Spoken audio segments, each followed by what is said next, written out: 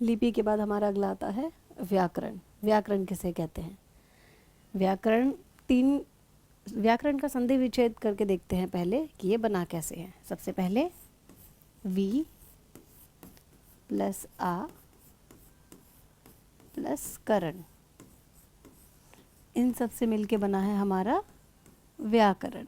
Okay, अब व्याकरण का अर्थ क्या होता है? व्याकरण का अर्थ होता है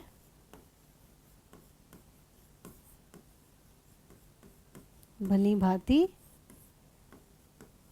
समझना। ठीक है, भली भांति समझना या समझाना। अब व्याकरण की ज़रूरत क्या होती है, क्या आवश्यकता है? व्याकरण की बहुत आवश्यकता है, बहुत ही महत्वपूर्ण है। किसी भी भाषा को शुद्ध रूप में पढ़ना, लिखना, ठीक है, समझना, इन तीनों चीज़ों के लिए हमें व्याकरण की आवश्यकता होती है। किसी भी भाषा का विकास या किसी भी भाषा को किस तरीके से हम बता सकते हैं, समझा सकते हैं, इसके लिए व्याकरण बहुत ही महत्वपूर्ण होता है। ठीक है, तो सबसे पहले शुद्ध रूप में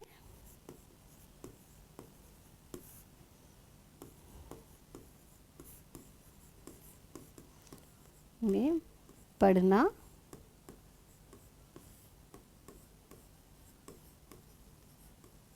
लिखना और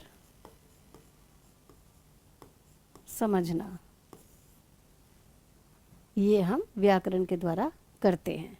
ठीक है, व्याकरण के बिना भाषा को समझना बहुत ही कठिन है, क्योंकि व्याकरण ही भाषा को अनुशासन में ढालता है और उसकी महत्ता को बढ़ाए रखता है।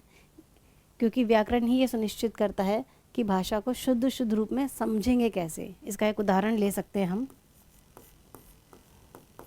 अगर हमें लिखना है काला, तो हम काला ही लिखेंगे, क्योंकि व्याकरण हमें ये नियम बताता है कि काला हम इस तरीके से लिखते हैं, काले का मतलब काला ही है। लेकिन अगर मैं इसको अशुद्ध रूप में कला लिख दूंगी या बैल को बेल लिख दूंगी, तो यहाँ पे अर्थ का अनर्थ हो जाएगा और हम शुद्ध रूप के भ्रम में अशुद्ध रूप ले जाएंगे।